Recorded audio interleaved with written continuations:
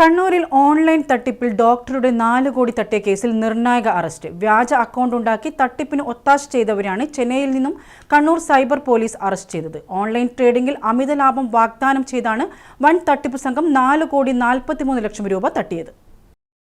വ്യാജ ഓൺലൈൻ ട്രേഡിംഗിലൂടെ കണ്ണൂരിലെ സ്വകാര്യ ആശുപത്രിയിലെ ഡോക്ടറായ മട്ടന്നൂർ സ്വദേശിക്ക് 4 കോടി 43 ലക്ഷം രൂപ നഷ്ടപ്പെട്ടത് ഏവരെയും ഞെട്ടിച്ച സംഭവമായിരുന്നു.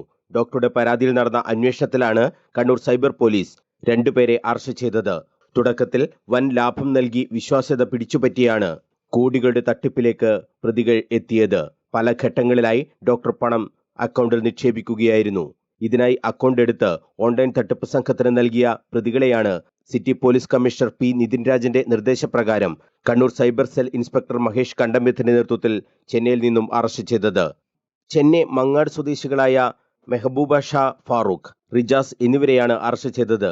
ഇവരുടെ അക്കൗണ്ടിലേക്ക് 40 ലക്ഷം രൂപ വന്നതായും പോലീസ് കണ്ടെത്തി. ഇതിന് പ്രതികൾക്ക് പ്രതിഫലവും ലഭിച്ചിട്ടുണ്ട്. ഈ തുക ATM വഴിയും ഇന്റർനെറ്റ് ബാങ്കിംഗ് വഴിയുമാണ് തട്ടിപ്പ് സംഘം പിൻവലിച്ചിട്ടുള്ളത്. ബാങ്ക് അക്കൗണ്ട് വിവരങ്ങൾ ശേഖരിച്ച് നടത്തിയ പോലീസ് അന്വേഷണത്തിലാണ് പ്രതികൾ കുടുങ്ങിയത്. ഈ തട്ടിപ്പിന് പിന്നിൽ വൻ റാക്കറ്റ് തന്നെ ഉണ്ടെന്ന് പോലീസിന് വിവരം ലഭിച്ചിട്ടുമുണ്ട്. പണം പോയത് വിദേശ രാജ്യങ്ങളിലേക്കാണെന്നാണ് സൂചന. കംബോഡിയ കേന്ദ്രീകരിച്ചാണ് ഈ സംഘം പ്രവർത്തിക്കുന്നതെന്നും പോലീസിന് സൂചന ലഭിച്ചിട്ടുണ്ട്. അമിത ലാഭം വാഗ്ദാനം ചെയ്യുന്ന എല്ലാ ഓൺലൈൻ ഇടപാടുകളും തട്ടിപ്പായിരിക്കുമെന്ന് സൈബർ പോലീസ് മുന്നറിയിപ്പ് നൽകി.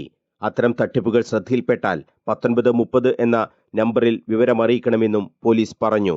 സൈബർ തട്ടിപ്പുകൾ വ്യാപകമാണെന്നും ഇതിനെതിരെ ജാഗ്രത പുലർത്തണമെന്നും സിറ്റി പോലീസ് കമ്മീഷണർ പി നിതിൻരാജും പറഞ്ഞു. കണ്ണൂർ അഡീഷണൽ SP സജേഷ് വാഴവളപ്പിന്റെ മേൽനോട്ടത്തിലാണ് അന്വേഷണം നടന്നത്. Cyber cell inspector Mahesh Kandambeth, SI TP Prajeesh, ASI Jyothi, CPO Sunil, Jithin, Udayakumar, Prakashan, Dijin Raj, Sudhal എന്നിവരാണ് അന്വേഷണ സംഘത്തിൽ ഉണ്ടായിരുന്നത്.